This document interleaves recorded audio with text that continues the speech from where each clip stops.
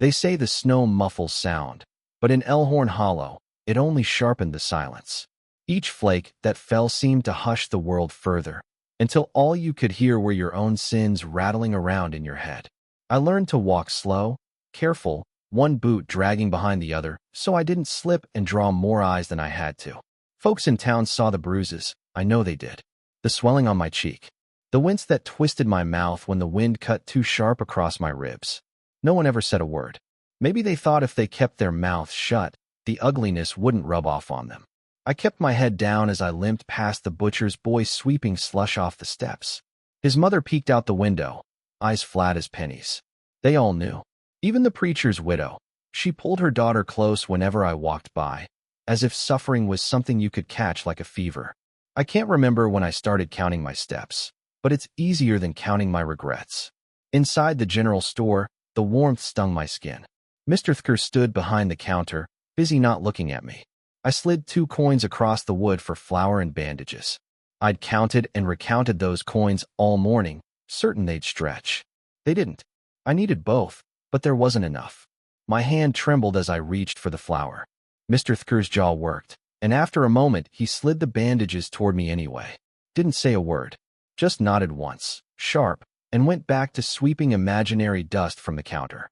That was as close as anyone in Elhorn Hollow came to kindness. I turned to go, and that's when I nearly collided with Boaz Danner. Big, broad, and silent as a bear. Folks called him that hermit out by the old pines. He wasn't from here. His past was a knot no one cared to untangle. Our eyes met. His were tired, heavy, but something flickered there, like he recognized a bruise he couldn't see. I looked away first. Stepping out into the cold, I clutched the bandages and hurried home. Isaac would be waiting. Isaac always waited, perched by the window like a crow picking over old bones. Some men drank to forget. Isaac drank to remember every wrong the world had done him, and he blamed me for all of them. If I was late, he'd ask why. If I was early, he'd ask who I'd seen. There was no right answer, only pain arranged in different patterns. The house was a shambles. Paint peeling, roof sagging, every room holding the echo of Isaac's voice. Low, venomous, constant. I tried to be invisible, to become so small he'd forget I existed. But bruises are proof. Proof you're still here, still taking up space that someone else wants for themselves. That night, after Isaac finished with his fists and left me curled on the floor, I stared at the ceiling beams and wondered how a person could vanish in plain sight. The world is full of women like me, you know. You pass us in the street. You see us counting coins, hiding in shawls, flinching when a door slams. The town's silence was as heavy as Isaac's blows. Maybe heavier. At least a fist is honest. But something changed when I saw Boaz Danner's eyes. I can't say what exactly. Maybe it was the first time I felt seen and not just watched. Maybe that's why, even as I bled into the boards, I started to imagine something different. Not hope. Not yet. Just a flicker. A warning, maybe, that the story wasn't over, not if I could still feel it. The next morning, the world was pale and sharp, each breath like swallowing broken glass. I moved slow, picking myself up from the kitchen floor, one hand pressed tight to my ribs. Isaac's footsteps thudded overhead, every step a threat. I learned long ago not to cry, not even when pain shot through me like lightning. Tears only fed the wolves. I slipped out the back, boots crunching through ice, making for the barn. The door groaned on its hinges, but out here, surrounded by the sour smell of hay and cold air, I could disappear for a moment. I pressed myself into the darkest corner, bandages clutched in my hand, and tried to breathe without making a sound. My fingers shook too badly to wrap my ribs right. I thought about what Mrs. Heller said once, how God never gives us more than we can handle. Maybe she'd never had to prove it. Minutes passed. My mind drifted, numbing out to survive. But the world doesn't let you rest for long. I heard boots crunch outside. Not Isaac. Too heavy. My heart lurched, but I stayed small. Then the barn door banged open, harsh and sudden. It was Jeb, Isaac's brother, uglier in spirit and twice as cruel. He reeked of whiskey and sweat, his face twisted in a permanent sneer. "There you are, girl," he spat, voice echoing off the rafters. "Thought you could hide, huh?" He grabbed me by the arm, fingers like iron. "Isaac sent me to find you. Don't make me drag you back." I tried to twist free, panic clawing at my throat, but Jeb only laughed, a low, ugly sound. You're always running, Marin. Like a stray dog. You think Boaz Danner's gonna save you? That old freak out in the woods? He shoved me against the stall, hard enough to make my head ring. You think anyone cares what happens to you? He leaned close, breath hot and sour. You ever tell anybody, and I'll make you wish you'd never been born. His grip tightened. And if I see you near Boaz again, I'll kill him too. You hear me? All the while, I didn't scream. I didn't beg.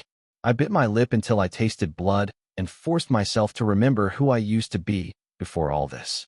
Before I learned the price of needing help. Jeb finally let go, shoving me down into the hay. Clean yourself up. Isaac's waiting. His boots thundered away, leaving me alone but hollowed out. I stayed there a long time, bandages forgotten, letting the numbness settle into my bones. My whole life had been a series of silent compromises, shrinking smaller with every blow, every threat, every day the town looked away. But that morning, something different took root. It wasn't hope, more like the brittle stub of rebellion. I thought about Boaz Danner's eyes, and for the first time, the shame I carried twisted into anger. When I finally stood, I decided. No more trips to town. No more begging for kindness. No more waiting to be saved. The world wasn't going to hand me a way out. I'd have to take it. By sundown, I'd packed what little I owned into a sack and hid it under the loose floorboard in the barn. The air stung my lungs, but it also felt clean.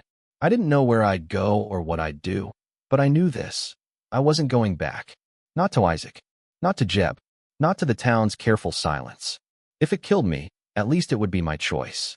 I left before dawn, before the crows stirred, and before Isaac or Jeb could rise to start their daily cruelties. My boots were thin, my sack lighter than the ache in my ribs, but I walked anyway, out the back pasture, across the frozen stream, and up into the woods that crowned the hollow. Snow fell harder the farther I got from town, swallowing my tracks before daylight could give me away. I kept to the deer trails, head down, heart hammering. I didn't dare look back. Elhorn Hollow would wake soon. Isaac would find the bed cold, Jeb would curse and spit, and soon enough, they'd start sniffing around town, spinning stories about how I'd gone mad, ungrateful, wild. Maybe they'd say I'd run off with some man. Maybe they'd hint at Boaz Danner, just to keep their own shame at bay. I knew the pattern. I'd seen it before, how folks in Elhorn Hollow turned trouble into gossip, then into something you could blame on the victim. By midday, my lungs burned and my legs shook. Blood seeped fresh through the bandages, Isaac's last gift, and the cold began to crawl under my skin. I stumbled twice, the second time hard enough to black out for a breath. When I came to, all I could hear was wind in the pines and the distant trickle of water. It would have been peaceful if not for the pain, the hunger, the growing certainty that I'd die out here and the town would chalk it up to bad luck or a woman's foolishness. Somewhere between one footstep and the next, I simply couldn't go any farther. I knelt in the snow, head swimming, sack slipping from my shoulder. My vision blurred. The world turned soft and gray around the edges. Maybe this was what peace felt like, a cold release, a silence deeper than Elhorn Hollow ever gave me. I tried to remember the shape of my mother's hands, the smell of wildflowers in the spring, anything that felt like kindness. The last thing I saw before darkness took me was a pair of boots crunching through the snow. Heavy, careful. Then arms, strong, sure, lifting me up, my head lolling against a chest that smelled of pine and smoke. I wanted to speak, to protest or thank or just weep, but the words wouldn't come. My body gave in, surrendering to the warmth, the softness of being carried, the shock of being touched without pain. Boaz Danner's voice rumbled somewhere above me. Low, gentle, almost a whisper. You're safe now. I got you. The snow kept falling, hiding the old world behind us as he carried me farther into the woods. I drifted in and out, sometimes feeling his coat wrapped tight around me, sometimes just the warmth of his breath against my hair. Once, I felt the fire of fever chase the cold away, but I didn't fight it. I let myself be carried, for the first time in years, not as a burden, but as someone worth saving. When I surfaced again, I was in a cabin, a real home, not just a shelter from the wind. I smelled broth simmering, heard the snap of firewood, felt soft quilts tucked up to my chin. I couldn't move, but I knew I wasn't alone. Boaz's shadow stretched across the wall, broad and steady. Outside, the world kept spinning its lies and stories. Inside, for the first time, I felt the faintest stirrings of hope. I woke slow, as if surfacing from the bottom of a deep, black lake. Warmth pressed in from every side. Soft quilts, the gentle hush of fire, the strange comfort of not hurting, at least not in the same sharp way. It took a minute to remember who I was, what I'd done. My mind braced for Isaac's voice, Jeb's threats, but what I heard instead was the quiet rattle of a kettle and the low hum of a man moving about, careful not to disturb me. Boaz's cabin wasn't much, but compared to what I'd known, it was a palace. Rough-hewn walls, neat and orderly, a shelf lined with books, and a window that looked out over a sweep of snowy pine. I tried to sit up, but pain bloomed across my ribs. I must have made a sound. Boaz appeared, a bowl of soup in hand, eyes heavy with worry but not pity. He set the bowl down, passed me a spoon. Eat what you can. You need it. His voice was deep but gentle, like river rocks rolling in slow water. I wanted to ask 100 questions. Why he'd saved me, what he wanted, if the world outside had noticed my absence, but my throat was raw, and the words tangled. Instead, I sipped the broth, watched the fire, and tried to let my guard down. Boaz didn't crowd me. He didn't ask about bruises or bandages or why a woman might run half dead through the woods. He only made sure I was fed, changed the cloth on my wounds, and stoked the fire high against the night. At first, I flinched every time he moved close. I couldn't help it. The old lessons ran deep. No man got near without wanting something. But Boaz never reached for me unless it was to help, and even then, he worked silent, gentle as a priest. When I dropped the spoon, hands trembling, he simply picked it up and set it back beside me, saying nothing of shame or weakness. We found a rhythm. He would fix the fire, fetch water, work quietly at his carving bench while I slept and healed. Some days he'd leave, trudging into the woods for hours. I'd watch the snow drift against the glass and wonder if he'd come back, if I'd be alone again. He always returned, sometimes with rabbit for stew, sometimes with nothing but more firewood, always moving with the slow certainty of someone who'd learned to live alone and expected nothing from anyone. He never asked for my story, so I didn't offer it. But sometimes I caught him studying the scars on my wrists or the way my hands shook, and in those moments, there was understanding in his eyes, a knowledge of pain he didn't put into words. At night, I'd lie awake, listening to the wind clawing at the eaves, and for the first time in years, I felt a flicker of safety. Not trust, not yet, but the absence of fear. It was almost as strange as the bruises that started to fade, the wounds that began to close. The days bled into one another, winter pressing against the door, but inside the little cabin, something new took root. A quiet partnership, a kind of healing you don't get from medicine. When I managed to laugh, just once, just a low, rusty thing, Boaz glanced up, startled, and for a heartbeat the world felt less broken. I still checked the window for riders, still jumped at shadows. But for now, there was soup, warmth, and silence thick with the possibility of something more. Spring threatened at the edges of the world, slow melts, icicles dripping, the distant call of geese overhead. But inside Boaz's cabin, the rhythm barely changed. Each morning, he chopped wood while I swept or stitched, careful with my healing ribs. There were moments when I almost believed in safety, in a life where pain wasn't the first thing I tasted with each breath. That illusion didn't last. Elhorn Hollow, for all its snow and silence, never let you forget your place. Rumors are as relentless as winter. Word spread fast that I'd gone missing. By the time the thaw reached our corner of the pines, the town had already filled in the blanks. Marin Holt ran off, left her husband, shacked up with the hermit. Some said Boaz had bewitched me, others that he'd kidnapped me outright. No one cared enough to look for the truth. I saw the first rider one cold morning, a speck moving along the ridge, just watching. Later, I found a pair of boot prints in the slush near the well. Boaz noticed, too, though he didn't say much. He simply checked his rifle more often and stacked the woodpile a little higher against the wall. That night, while I stirred stew, Boaz sat at the table sharpening a knife. The blade flashed in the firelight, but his face stayed unreadable. "They'll come soon," he said, voice flat. "You scared?" I thought about lying. but my hands shook too hard. Yes, I whispered, but I'd rather be scared here than go back. He nodded, meeting my eyes, something like pride, maybe respect, settling between us. We'll face it together, then. Those words stayed with me, echoing even as the next days brought more riders, more signs that Isaac and Jeb were stirring the pot. Townsfolk looked at Boaz's cabin with suspicion, but no one dared approach outright. Not yet.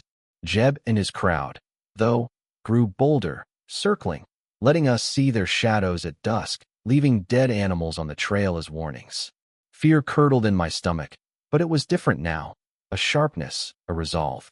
I found myself moving closer to Boaz, drawn to his steady hands, the way he spoke without filling silence with empty promises. When he taught me how to load the old rifle, he didn't treat me like glass. "You don't owe anybody your pain," he said. Not even me. I wanted to believe that. In the evenings, as the sun dipped behind the pines, we'd sit together by the fire. Sometimes we spoke of nothing. Sometimes, in rare moments, we shared bits of old lives. His sister lost in a fever, my mother's laugh. Each story was a brick in the wall between who we'd been and who we might become. The threats from town grew louder, but so did my courage.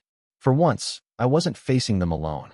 Boaz and I made a pact, unspoken but solid as stone. We wouldn't run, wouldn't hide, wouldn't bow to fear. Whatever came next, we'd meet it side by side.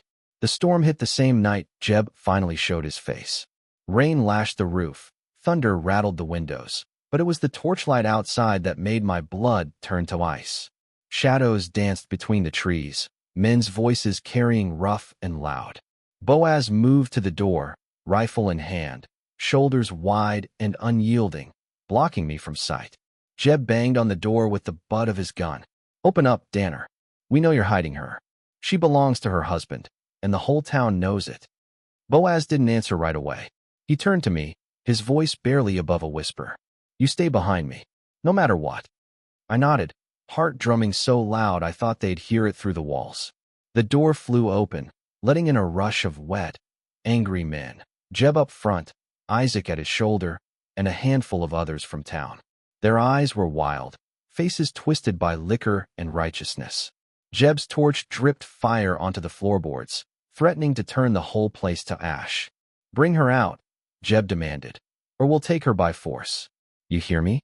She's nothing but a runaway property." He spat the word like it burned his mouth. Before Boaz could answer, I stepped forward, out of the shadows. My voice shook but didn't break. "I'm not property. Not his. Not yours. Not anyone's." For a moment, the whole room stilled. Jeb's lip curled, but even Isaac looked away. I pressed on, voice rising. "You all know what's been done to me. You see the bruises. You hear the screams. And you say nothing, because it's easier. Because you'd rather pretend it ain't happening than admit you let it happen." Jeb's face flushed purple. "You're a liar and a whore, Marin. You always were." Boaz stepped between us, his presence a wall of quiet force. "If you take another step toward her, Jeb, you'll regret it." His voice was soft, but the promise in it was hard as iron. Jeb faltered. The men behind him, Isaac, Bart, even Isaac, shifted uneasily. For the first time, I saw doubt flicker in their eyes. Maybe they'd thought I'd beg. Maybe they'd expected tears. Instead, I stood my ground, letting years of fear burn away into something fiercer. "You want me, you'll have to drag me out," I said, "and you'll have to go through Boaz to do it." The storm outside matched the one inside. Thunder boomed, shaking the rafters, as if the world itself was siding with us. Finally, Jeb threw the torch down, sparks scattering across the floor. "This ain't over," he growled. "You just made it worse for yourself. For both of you." He stormed out, his men following, leaving the door swinging wide to the night. Boaz closed it gently, then turned to me. I was trembling, but I'd never felt so strong. "Thank you," I whispered, tears finally breaking free. "For seeing me." He just nodded, watching the flames eat up the last of Jeb's torch. "You stood up for yourself, Marin. That's all you." Outside, the storm raged on. But inside, something finally broke free. The thaw came slow that year, winter reluctant to loosen its hold. I healed by degrees, bones mending, bruises fading, the old panic finally giving way to something steadier. But peace in Elhorn Hollow was always temporary. Word drifted up from town that Jeb and Isaac were stirring again, gathering men and anger, blaming Boaz for every slight and sin in their stunted lives. The storm hadn't ended the fight. It had only given them time to plan. I woke early the day it all broke open, a sharp breeze carrying voices up the ridge. Boaz was already at the door, rifle resting across his knees, eyes steady but somber. "They're coming," he said, no trace of fear, just weary resolve. I watched from the window as Jeb, Isaac, and 3 others crept up the trail, guns out, faces twisted in rage and desperation. They weren't just here for me. They wanted blood for all the power they'd lost, every bruise they couldn't land. Boaz handed me a pistol, rough metal cold in my palm. "If it comes to it, you run. Don't look back." I nodded, but something inside me refused to cower anymore. Jeb reached the porch first, boots scraping wood. "You think you can hide her forever? You think the law cares what happens to a woman like her?" His voice broke on the last word, all bluster gone. Boaz stepped out, silent as a mountain. "You're done hurting her. Done hurting anyone." Jeb raised his gun, too slow. Boaz fired a warning shot that cracked the silence. The men flinched, but didn't flee. Isaac lunged for the door, mouth twisted with old hate. I stepped between them, voice sharp as glass. "You want me? Here I am. But you'll answer for everything you've done.